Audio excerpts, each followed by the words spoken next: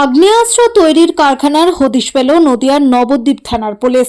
গোপন সূত্রে খবর পেয়ে নবদ্বীপ থানার ভারপ্রাপ্ত আরক্ষা আধিকারিক জলেশ্বর তিওয়ারির নেতৃত্বে বিশাল পুলিশ বাহিনী নবদ্বীপ ব্লকের মহীশুরা মাঝের পাড়া এলাকায় একটি বাড়িতে অভিযান চালিয়ে একটি আগ্নেয়াস্ত্র তৈরির কারখানার হদিশ পায়।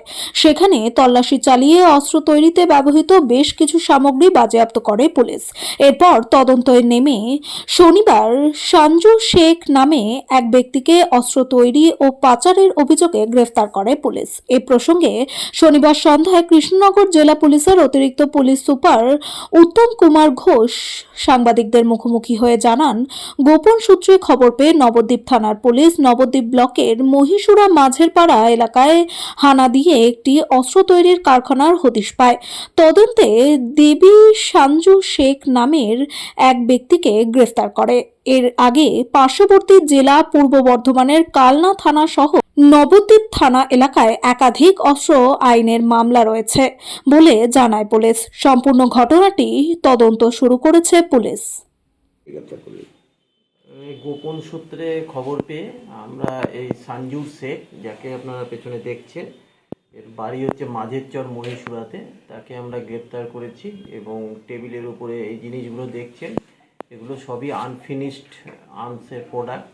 তো সেটাকেই আমরা সেখানের মধ্যে আনার্থ করেছি। আমাদের নবদ্বীপ থানার পুলিশ এখানের মধ্যে খবর পেয়ে সেটাকে রিকভার করেছে এবং আসামিকে গ্রেপ্তারও করা হয়েছে। কবে? এটা আজকেই করা হয়েছে। ও কি গা ঢাকা দিয়েছিল স্যার? হ্যাঁ, কিছুটা সময় সাময়িকভাবে গা ঢাকা দেওয়ার চেষ্টা করলেও আমাদের সেখানের মধ্যে তৎপরতার সঙ্গে আমরা তাকে গ্রেপ্তার করতে সক্ষম হয়েছি। এগুলো ওর ঘরের কোথা থেকে উদ্ধার হয়েছে? ঘর থেকে নাকি? হ্যাঁ, ঘরের থেকে।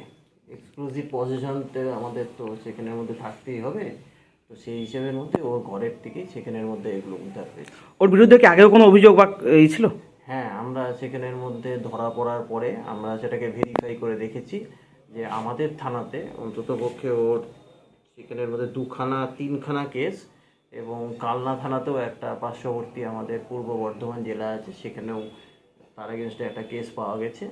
আমরা সেখানে ধারণা করছি যে আরও জায়গায় কিছু ইনভলভমেন্ট তার হয়ে থাকতে পারে। এবং সেখানের মধ্যে এই জিনিসগুলো সবই দেখছেন, যেগুলো হচ্ছে বেসিক্যালি যেটা আমরা কাট্টা বলি বা সেখানের মধ্যে আর্মস বলি, হ্যান্ডমেড আর্মস, সেগুলোরই প্রোডাক্ট আছে। তো ও কাকে সেখানের মধ্যে দেওয়ার চেষ্টা করছিল, কার কাছ থেকে নিয়ে আসতো, সেই সমস্ত কিছু আমরা ডিউরিং ইনভেস্টিগেশন ভেরিফাই করে দেখব। ও কি আগ্নেয়াস্ত্রের কারখানা চালাতো?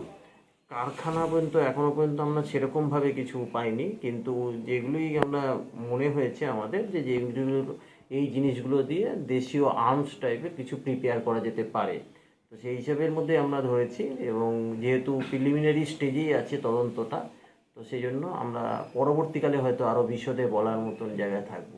ওর বিরুদ্ধে অভিযোগ হচ্ছে যে দেশীয় আর্মস বেআইনিভাবে তৈরি। হ্যাঁ, সেখানের মধ্যে আমরা প্রথম অবস্থার মধ্যে আমরা সেটাকে অন্ততপক্ষে পেয়েছি এবং তার বেসিসের মধ্যে অ্যারেস্ট করা হয়েছে। এবং সেখানের মধ্যে আমরা রিমান্ডে সেখানের মধ্যে নিয়ে এসে আমরা আরও কিছু সেখানের মধ্যে আনাত করতে পারবো বলেই আশা করছি। অ্যারেস্টে কখন দেখাচ্ছে? দুপুরে? পরে? হ্যাঁ, সেখানের মধ্যে সেটা তো টেকনিক্যাল বিষয়, কেননা আমাদের প্রথম অবস্থার মধ্যে আমরা ডিটেন করি এবং ডিটেন করার পরে তারপরে জিজ্ঞাসাবাদ করার পরে তারপরে আমরা অ্যারেস্ট। কোনো তৈরি আর্মস কি রিকভারি হয়েছে কিছু? এখনো পর্যন্ত হয়নি, কিন্তু যেখানের মধ্যেই মানে আমরা যে বললাম সেখানের মধ্যে যে এখনো পর্যন্ত একদমই প্রিলিমিনারি স্টেজে আছে, সেই জন্য আরও জিজ্ঞাসাবাদ করার প্রয়োজন আছে। তো আমরা সেখানের মধ্যে জিজ্ঞাসাবাদ করেই আপনাদের হয়তো এটা। এর সাথে কোনো যোগসূত্র খুঁজে পেয়েছেন কোথায় এই ঈদ কতগুলো? না, এখনই তদন্তের স্বার্থে আমরা সমস্তটাই কিছু বলছি না। আমরা সেখানের মধ্যে পেয়েওছি যে কোথা থেকে এই প্রোডাক্ট সেগুলো ও কালেক্ট করতো, এবং তারপরে সেখানের মধ্যে ফিনিশড প্রোডাক্ট কোথায় বিক্রি করতো, কিছু কিছু আমরা সেখানের মধ্যে পেয়েছি। আমরা সেটাকে ভেরিফাই করে দেখছি এবং সেটাকে আমরা আশা করছি যে তদন্তের পরবর্তী পর্যায়ে হয়তো আমরা এগুলোকে বের করতে পারবো। আরেকটা কথা স্যার, আগে ওর যে কেসগুলো ছিল সেগুলো কি রিলেটেড আর্মস? হ্যাঁ, একদম 100 বার সেটার মধ্যে মানে আমরা প্রথম অবস্থার মধ্যে দেখেছি যে প্রিপারেশন অফ ড্যাকোইটি টাইপেরই কেস এবং আর্মস অ্যাক্টেরই কেস সেখানের মধ্যে ওর এগেনস্টে ছিল। তো সেই হিসেবের মধ্যে মানে সেই সময়ের ইনভেস্টিগেশন যা হয়েছে তাতে বোঝা যাচ্ছে যে ও এই টাইপের কাজকর্ম সে আগেও যুক্ত ছিল। এবং সেখানে সে তার বেসিসের মধ্যে আমাদের সেখানের মধ্যে আমরা হয়তো পরবর্তী তদন্তকে এগিয়ে নিয়ে যাব যে কোথা থেকে সে নিয়ে আসতো এবং কোথায় সেখানের মধ্যে করতো। অ্যারেস্ট করতে গিয়ে কি পুলিশের কোনো বাধার মুখে পড়েছিল পুলিশ? গ্রামবাসীদের সে বাধার মুখে সাময়িকভাবে সেখানের মধ্যে হয়তো পড়লে পারেও সেখানের মধ্যে আমরা সেটাকে ওভারকাম করতে পেরেছি এবং আমরা ওকে অ্যারেস্ট করতে পেরেছি। ওর নামটা কি সঞ্জু শেখ না সঞ্জু শেখ? সঞ্জুর শেখ, আর অ্যাড্রেস কি মানে মাঝের চর মহীশুরা। এসব আর্মস সেখান থেকেই পাওয়া গিয়েছে। হ্যাঁ, এগুলো মানে আর্মসের সরঞ্জাম, তৈরির সরঞ্জাম। তৈরির সরঞ্জাম। মানে প্রাথমিকভাবে মনে করা হচ্ছে আর্মস তৈরির সাথে যুক্ত। একদম বেশি। প্রথম অবস্থায় আমরা সেখানের মধ্যে আমরা পেয়েছি কিছু প্রিলিমিনারি, সেখানের মধ্যে অবশ্যই কিছু পেয়েছি, তার জন্যই আমরা ওকে অ্যারেস্ট করেছি। বাকিটা আমরা আরো বেশি যা আছে রিকভারি হয়তো আগামী দিনে আরো আগামী দিনে হবে।